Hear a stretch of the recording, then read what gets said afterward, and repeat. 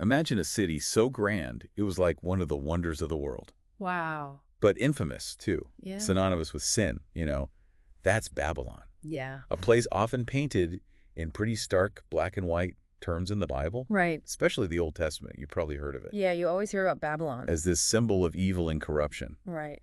But today, we're going beyond those stories. That's right. We're going to explore the contrast between that biblical portrayal Okay. and the historical reality. Yeah, the actual Babylonian culture. Because there's a lot more to Babylon than meets the eye. Oh, absolutely. We're going to uncover some surprising aspects of their society. Yeah, like what? Their advanced knowledge of math and astronomy Mm. and the status of women. Actually, Right. get ready for some aha moments. Well, the Bible does use some pretty strong imagery Yeah. to depict Babylon as Yeah. a city steeped in sin, idolatry, Right. sexual immorality. Yes. Especially books like Jeremiah and Ezekiel.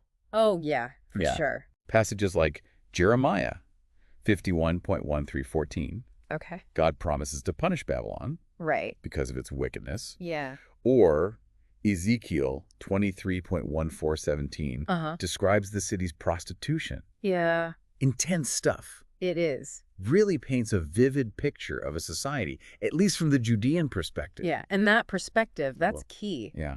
Remember, the Judeans who were exiled to Babylon, Uh-huh. they were deeply rooted in their monotheistic beliefs, Right. with Yahweh as their one and only God. So encountering a society like Babylon, with its pantheon of gods and goddesses, must have been a shock to the system. Absolutely. It would have been a huge cultural clash. Yeah. I mean, the Babylonians were polytheistic, Right. worshiping a whole host of deities, Right. Marduk as their top god. I see. This fundamental difference in beliefs would have been a major source of tension, you know? It's easy to imagine how the Judeans would have viewed Babylonian religious practices. Yeah. Not just as strange, Right. but repulsive, Yeah. even blasphemous. Uh-huh. Especially rituals involving sex, Yeah. which the Bible explicitly condemns. Right. To understand this reaction, we need to look at the Babylonian culture. I agree, yeah. Okay, let's unpack that. What was it about their culture Oh. that clashed so dramatically? Well, in Babylonian society, sex wasn't viewed with the same shame Right. and secrecy as in Judean culture. It was considered a natural and even positive part of life. Wow. And it played a significant role in their rituals and fertility cults. So those temple rituals that seem so scandalous to the Judeans, Yeah. they were actually seen as sacred by the Babylonians. Exactly. Temple prostitution. Right, where women engaged in sexual acts with worshipers Wow. to connect with the divine Okay. and ensure fertility. It was completely foreign to the Judeans. Yeah, it's amazing how different cultural perspectives can shape our interpretations Absolutely. It just shows you. of the same practices. Yeah, it really does. While the Bible focuses on these aspects that the Judeans found objectionable, it doesn't tell the whole story. It doesn't. There's another side to Babylon, Oh, a side that was actually quite advanced. that's right. They were very accomplished. Here's where it gets really interesting. Okay. Tell me more. Well, for starters, the Babylonians were incredibly skilled astronomers and mathematicians. Okay. They tracked the stars and planets, Right. led to a sophisticated understanding of celestial cycles. Didn't they develop a system for predicting eclipses? They did, that's right. Wow. And their base 60 number system, Okay. which they use for calculations, Right. it's still the basis for our measurements of time and angles today. Wow, we're still using their mathematical legacy We are. thousands of years later. Absolutely. It's incredible. It's mind-blowing. It is. How much of our understanding of time and space Uh-huh. is built on the foundation laid by these ancient astronomers? It's amazing, isn't it? What else? Well, their architectural achievements were breathtaking. Yeah. I mean, imagine temples, palaces, fortifications so grand they were considered wonders of the ancient world. Like the Hanging Gardens of Babylon. Exactly. One of the 7 wonders. One of them. Right. A testament to their engineering and artistic prowess. And here's another fascinating thing about Babylonian society. Okay. Women held a surprisingly high status. Now, that's something you don't often hear about. I know, right? It was pretty amazing. Tell me more. Okay, so women in Babylonian society could own property, Wow. run businesses, Yeah. and even hold positions of political power. This Mhm. is a stark contrast to the more restrictive roles Yeah. that women held in other societies of that time. Fascinating. It is, yeah. Really challenges that image of Babylon as just decadent and immoral, huh? It does. It seems like the exiled Judeans focused on what they perceived as failings, Uh-huh. missed out on appreciating some of the achievements. It's possible. Were there other areas where Babylonian society was ahead of its time? Oh, yeah, absolutely. Like what? Their legal system, for one. It was quite advanced. We have evidence of this in the Code of Hammurabi, one of the earliest known sets of written laws. I've heard of that. Like- Wasn't it inscribed on a giant stone pillar? That's right, a giant stone pillar. Wow. And it covered a wide range of issues: property rights, Oh, family law to criminal justice. The code was revolutionary for its time in what way? in that it established a consistent set of rules Okay. meant to apply to everyone, regardless of their social status. That's a pretty big deal, It is. considering how often justice was arbitrary Right. and biased in favor of the powerful in ancient societies. Exactly. And while some of the punishments might seem harsh by today's standards, Right. the underlying principle of a clear legal framework was a major step forward. For civilization. Yeah. So we have this fascinating contrast. We do. The biblical portrayal of Babylon is consumed by sin and idolatry, Right. and this historical reality of a society that made remarkable advancements. Yeah, so many areas. Science, math, architecture, Right. law, Right. and even social structure. It's almost like two different Babylons. That's a good way to put it. Yeah. The image of Babylon that's come down to us, largely influenced by religious texts, Right. it's incomplete. To understand Babylon, we need to look beyond those narratives. Okay. Consider the full spectrum of their achievements. And their impact. And their impact, yes. I'm starting to understand why this deep dive is so important. I'm glad. It's about challenging our assumptions, Yes. filling in the missing pieces, creating a more accurate picture A nuanced picture, yeah. of the past. Exactly. It's crucial to remember that history is rarely simple It's not, no. or one-sided. Yeah. Every civilization, every society has its complexities, Right, it's contradictions, triumphs and failures. for sure. And Babylon is no exception. No exception at all. The more we learn about Babylon, Yeah. the more fascinating and complex it becomes. It really does. We've talked about their advancements in science, Uh-huh. law, architecture. What about their art and culture? Oh, that's a great point. Their art and literature were incredibly rich Real? and influential. Hmm. Their sculptures and reliefs, often depicting scenes from mythology and daily life, Right. were known for their detail and expressiveness.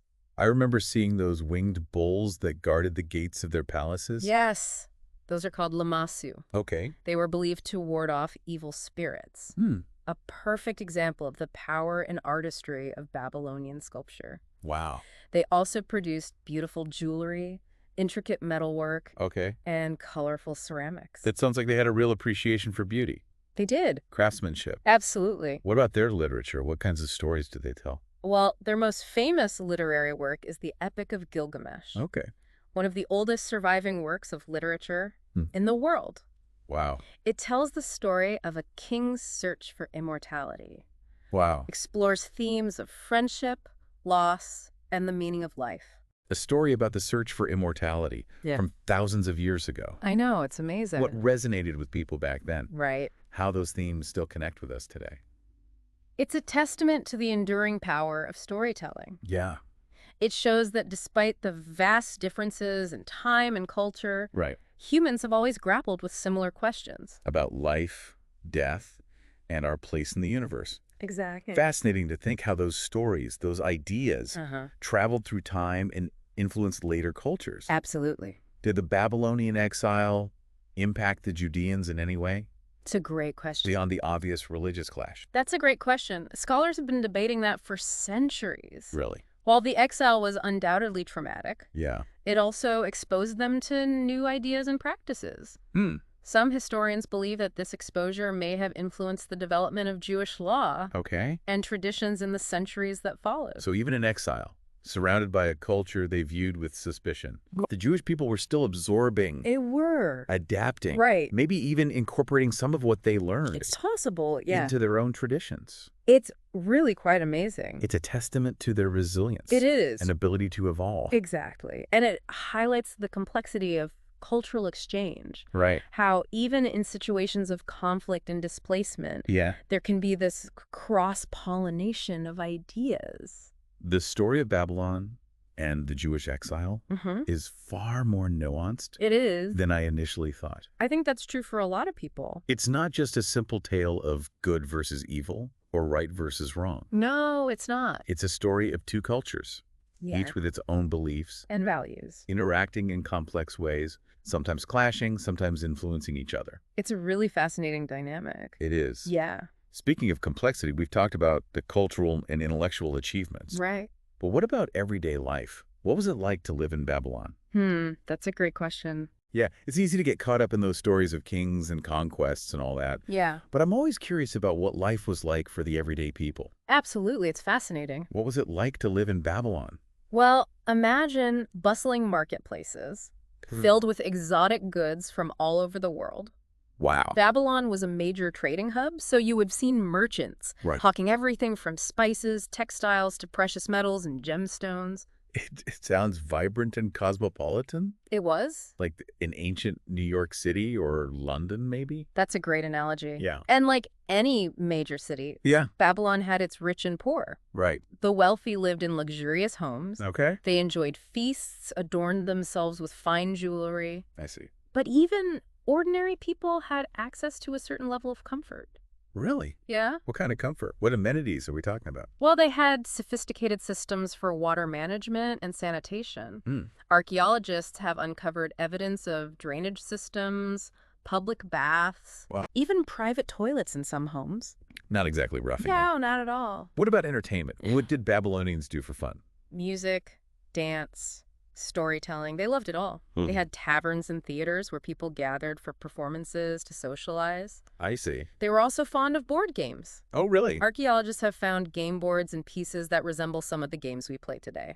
It's amazing how some things just transcend time and culture. It is, isn't it? Sounds like life in Babylon, for those who weren't enslaved Right. or impoverished, was pretty good. Yeah, especially compared to other ancient societies. This deep dive into Babylon has really challenged my ideas about it. I'm glad to hear that. I came in thinking of it as a symbol of evil, Yeah, based on the Bible, of course. but now I'm seeing a much more nuanced picture. It's always fascinating to dig deeper. It is. Go beyond those surface narratives. Yeah. Explore the complexities. I agree. Babylon, like any civilization, had its flaws. But it also made incredible contributions to the world Yeah. in terms of science, math, law, art, culture. It's true. And these contributions have had a lasting impact, They have. influencing history and shaping the world we live in today. What's the takeaway here? What can we learn from this dive into Babylon? I think the key takeaway is perspective. Okay. The way we view history is shaped by the narratives we inherit, the stories we're told. Right. But those stories are often incomplete, They are, yeah. biased, too simplistic. Exactly. Like that saying, history is written by the victors. Right.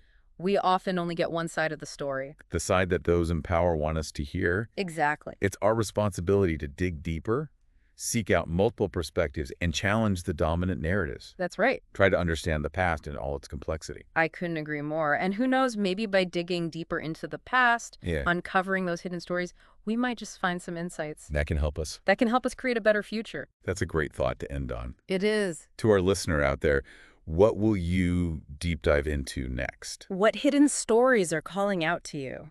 What will you uncover? Historical fiction set in the 6th century BCE, this is the story of Caleb, a minister of Judea, and me, Hannah. We have to rely upon one another to survive in the palace of King Nebuchadnezzar. You can read about my life in Demons of Babylon by Paul Curtis.